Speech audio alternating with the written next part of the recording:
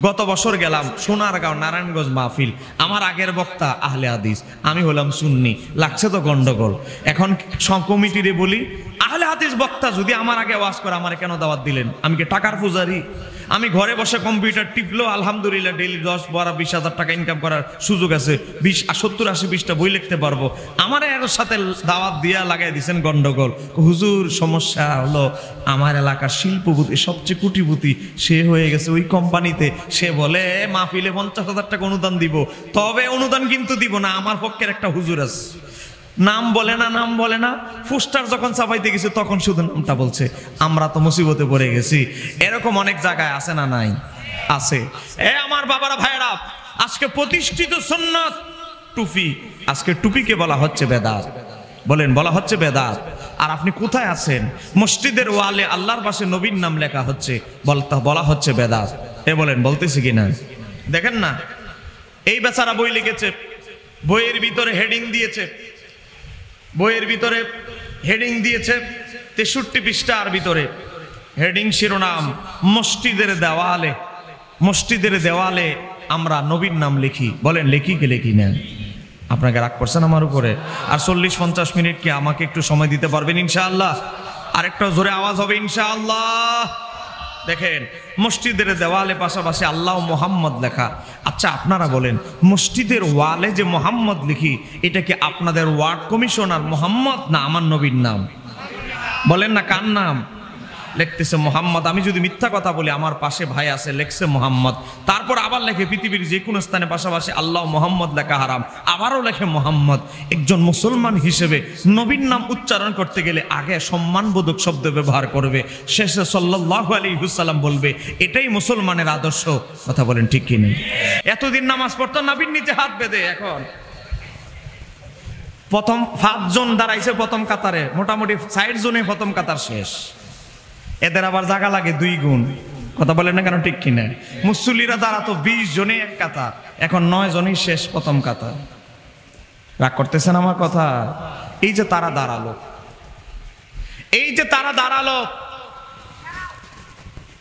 এ ভাই আপনার মনটা কি খারাপ? তাহলে একটু দাঁড়ান। মানে আপনার একটা কোনো প্রশ্ন করতাম না, চিন্তা করেন না। এ ভাই, আপনি একটু দাঁড়ান। দেখাবে, আপনাদেরকে দেখাবো। আপনি আহলে হাদিস জীবনে কোনোদিন দেখছেন? দেখে নাই। এই বেচারা সরল সহজ দুনিয়ার জগতের মানুষ। ভাই, আপনি বসেন। ভাই, তুমি আসো। হ্যাঁ, তুমি এদিকে আসো। হ্যাঁ, আসো। তুমি এখন হাত 2টা এভাবে দিয়া, পা 2টা সরায়া, আরো দাঁড়া, আরো পা সরাও, আরে সরাও। আরে হয় নাই, আহলে হাদিসের মতো হইতে হইব এভাবে, বুঝছো? এইভাবে যেভাবে দাঁড়াইছো, ফিরা মুসল্লিদের দিকে এভাবে দাঁড়াও। হ্যাঁ, যতটুকু ফাঁক হয়েছে। আর তুমি ভাই, নাভির নিচে হাত বেঁধে, ডান হাত বাম হাতের উপরে রেখে নাভির নিচে হাত বেঁধে মাথাটা নিচু করে সেজদার দিকে তাকায় দাঁড়াও, 4 আঙ্গুল ফাঁক রেখে। ঠিক আছে? এখন আপনারা বলেন, আমার আল্লাহ কুরআনুল কারীম সূরা বাকারা 236 নম্বর আয়াতে আল্লাহ বলে, অকুমু লিল্লাহি কানিতিন, নামাজে দাঁড়াও বিনয়বত, বিনয়ের সাথে, আদবের সাথে। আল্লাহ বলতেছে নামাজে দাঁড়াইতে হবে কিসের সাথে? বলেন না, কিসের সাথে? আওয়াজ না দিলে ভাই মাইক ছেড়ে দিয়ে চলে যাবো, হাদিয়া লাগবে না আমার। বলেন না, নামাজে দাঁড়াইতে হবে কিসের সাথে? আমি কোরআন বলছি, সূরা বাকারা। এবার আসেন, আল্লাহ বলতেছে নামাজে মুসল্লি দাঁড়াইবা বিনয়ের সাথে, আদবের সাথে। আপনারা বলেন, এই 2 পদ্ধতির ভিতরে সবচেয়ে আদব কোনটা মনে হয়? বলেন না, কোনটা? এটা না এটা? আচ্ছা, 2 জনে বসো। যাওয়ার পরে আমার সাথে দোয়া নিয়ে যান আমার থেকে, বসে কষ্ট দিল। আপনারা কি রাগ করতেছেন নাকি? অনেক কিছু প্র্যাকটিক্যাল দেখাইতে হয়। এখন আপনারা বলেন, আল্লাহ কোরআনে বলে, রাইসুল মুফাসসিরিন আব্দুল্লাহ ইবনে আব্বাস বলেন, তাফসীর ইবনে আবি হাতেমে দুররে মানসুর এসেছে, অকুমু লিল্লাহি কানিতিন, তিনি বলে এই আয়াত ফিস সালাতি, নামাজের ব্যাপারে নাজিল হয়েছে। এখন দেখেন, আমরা আল্লাহ বলতেছে নামাজে দাঁড়াও বিনয়ের সাথে, হানাফিরা কি করে, আমরা কি করি? আমাদের ইমাম কি শিক্ষা দিয়েছে? ডান হাতকে বাম হাতের কবজির উপরে ধরে, নাভির নিচে হাত বেঁধে, আমরা চোখের দৃষ্টি সেজদার ভিতরে রেখে, মাথা নিচু করে গোলামের মতো আমরা আল্লাহর দরবারে বিনয়ের সাথে দাঁড়াই। এই কথা কন না কেন, ঠিক কিনা? আর তাদের দাঁড়ানো যেমন বলি ও বুঝেন না, লাল দিঘির ময়দানে একবার বছরে একবার খেলার আয়োজন হয়, যেমন কুস্তি খেলার প্রতিযোগিতা নামবো, কথা কন না কেন ঠিক কি রে? হ্যাঁ মুসলমান, ইমাম আবু হানিফা যুক্তি দিয়ে মাযহাব প্রতিষ্ঠা করে নাই, কথিত আহলে হাদিসরা মানুষকে বোঝানোর চেষ্টা করছে যে আমাদের ইমাম আবু হানিফা মানুষকে যুক্তি দিয়ে নামাজ শিখিয়েছে। আমি একটা বই লিখেছি, বইটা হয়তো আনতে পারি নাই, বাজার থেকে নিয়ে নিবেন, হাদিসের আলোকে মুমিনদের নামাজ। 1113টা হাদিস দিয়ে ওযু থেকে একেবারে দাফন কাফন পর্যন্ত আমরা যে নামাজ পড়ি, প্রত্যেকটা নামাজের মাসাল্লা যে হাদিস দ্বারা প্রমাণিত তুলে ধরেছি। 2.5 বছর হয়ে গেছে, একজন আহলে হাদিসও জবাব দিতে পারে নাই আমাদের হানাফি মাযহাবের নামাজ সহিহ হাদিস ভিত্তিক নামাজ। কথা বলেন না কেন ঠিক কিনা? গভীরভাবে লক্ষ্য করেন, আজকে কোরআন হাদিসের কি অপব্যাখ্যা হচ্ছে। আমাদের অনেক সাধারণ মানুষ মনে করে এ হুজুরও কোরআন হাদিসের কথা কয়, হে হুজুরও তো কোরআন হাদিসেরই কথা কয়। কথা বলেন, সাধারণ কিছু মানুষ চায়ের দোকানে বসে বসে এই কথা বলে, কথা বলেন ঠিক কিনা? উনিও তো দলিল দেখাইলো মাজারের বিরুদ্ধে, আর উনি কয় মাজারের পক্ষে। কয় উনি কি দলিল দিল? দলিল দিছে সহিহ মুসলিম শরীফের হাদিস। রাগ করতেছেন নাকি আমার কথা? সব রোগের ওষুধ একটু একটু করে দিতেছি, কারণ একদিকে গেলে তো হবে না। দেখেন, আমরা মাজারের পক্ষে, আমরা হক্কানি ওলি আল্লাহ তাদের মাজারের পক্ষে, বন্ডদের বিরুদ্ধে। কথা বলেন না কেন ঠিক কিনা? সারা জীবন গান্দা টাইন না মরে গেছে, বানাই লিছে মাজার। কথা বলেন না কেন ঠিক কিনা? প্রথম বছর নিজের পুঁজি দিয়ে গরু কিনছে মানুষকে দাওয়াত দিয়ে আনার জন্য, যেন আগামী বছর গরুটা মানুষ থেকে আস। এরকম বহু ভণ্ড মাজার প্রতিষ্ঠা হচ্ছে আমাদের দেশে। এই কথা কন না কেন ঠিক কিনা? আপনাদের দোয়া, আমি চট্টগ্রামে মাহফিল শেষ, এই অক্টোবরই শেষ, নভেম্বর থেকে সব উত্তরবঙ্গ, সিলেট, কুমিল্লা, রাজশাহী, বাবা নওগাঁ, নাটোর, লালমনিরহাট দাওয়াত দিছি কালকে একটা। বিভিন্ন জায়গায় আমরা যেতে হয়, সেখানে আমরা গিয়ে দেখি বহু ভণ্ড মাজার গোড়া যায় উঠেছে। মৌলি আল্লাহ তো দূরের কথা, তার কোনো ওই এলাকার নাম গন্ধই ছিল না, হঠাৎ করে মাজার ব্যবসা রমরমা। কথা বলেন না কেন ঠিক কিনা? আর এদের 1 নাম্বার কাস্টমার হইলো মহিলারা, বুঝেন না? মহিলাদেরকে আবেগে সুন্দর করে টেয়া পয়সা এদের থেকে চান্দা বালা করে নেওয়া যায়। রাগ করতেছেন আমার কথা? আমরা শাহজালালের মতো মাজারের পক্ষে, আমরা হযরতে তৈয়ব শাহ রহমতুল্লাহের মতো, আমরা সৈয়দ আহমদুল্লাহ মাজমান্ডারের মতো, শাহজালালের মতো, শাহপরানার মতো ব্যক্তিদের মাজারের পক্ষে, শাহ আমানতের মতো ব্যক্তিদের মাজারের পক্ষে। এই কথা বলেন না কেন ঠিক কিনা? এখন আমাদের কিছু ওয়াহাবি ভাইয়েরা, ওয়াহাবি মানে এর মধ্যে জামাত আছে, কওমি আছে, আহলে হাদিস আছে, সবাই, তারা কি বলে জানেন? তারা বলে নবী বলছে, নবী আলীকে বলছে, আলী যত উঁচু মাজার আছে এগুলো সব ভেঙে ফেলো। আর আমাদের ভাইয়েরা কয়, দেখছো নবী হযরত আলীকে বলছে উঁচু যত মাজার আছে ভেঙে ফেলার জন্য, অতএব বাংলায় কোন উঁচু মাজার থাকবে না। একটু জোরে কর না, নাউযুবিল্লাহ। হাদিসে বললো কি, এরা বলে কি? এই যে একটু আগে বললাম প্রথম পৃষ্ঠা পরে, এর পরের পৃষ্ঠাটার পরে না। আমার বাবার ভাইয়েরা, হাদিসের প্রেক্ষাপট কি?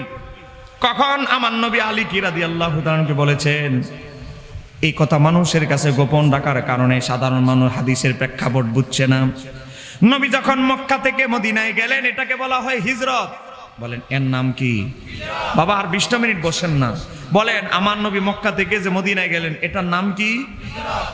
হিজরত করে যাওয়ার পর আব্দুল্লাহ ইবনে উবাই, মুনাফিকদের সর্দার, সে বলে ঘর দুয়ার ঘর সুন্দর করে চকচক করে রেখেছি, ইয়া রাসূলুল্লাহ আপনি আমার বাড়িতে যাবেন? মুনাফিক, ভদ্রলোক, খারাপ লোক, সিটার, বাটপার, গরিব, ধনী, সবাই আমার নবীর দাওয়াত দিচ্ছে, সবাই বলে বাড়ি ঘর ঠিক করে রেখেছি, ইয়া রাসূলুল্লাহ আপনি আমার বাড়িতে যাবেন? আমার নবী বলে আমি তার বাড়িতে যাব, আজকে মেহমান তার বাড়িতে হব। কার বাড়িতে? আমার ওট যার বাড়ির সামনে গিয়ে থেমে যাবে, আমার ওট যার বাড়ির সামনে গিয়ে বসে যাবে, আমি নবী তার বাড়িতে মেহমান হব। একটু জোরে বলেন না সুবহানাল্লাহ। আল্লাহর হাবিব তার ওট মোবারক উঠলেন। ওঠার পর আল্লাহর হাবিব সাল্লাল্লাহু আলাইহি সাল্লামের ওট গিয়ে থামলেন হযরতে আবু আইয়ুব আনসারী রাদিয়াল্লাহু তাআলার বাড়িতে। একটু জোরে বলেন না সুবহানাল্লাহ। সবাই বলতে লাগলো, আবু আইয়ুব তুমি তো অনেক বড় সৌভাগ্যবান ব্যক্তি। হযরত হযরতে আবু আইয়ুব আনসারী আমার নবীকে পেয়ে অনেক আনন্দে আত্মহারা হয়ে গেছেন। এত মানুষ নবীকে মেহমানদারির জন্য অপেক্ষায় ছিল, আল্লাহ সেই সুযোগ আমি আবু আইয়ুব আনসারীকে দিয়েছে নবীরে মেহমানদারি করা। হ্যাঁ আমার বাবার ভাইরা, নবীরে মেহমানদারি করা কি ছোটখাটো বিষয়?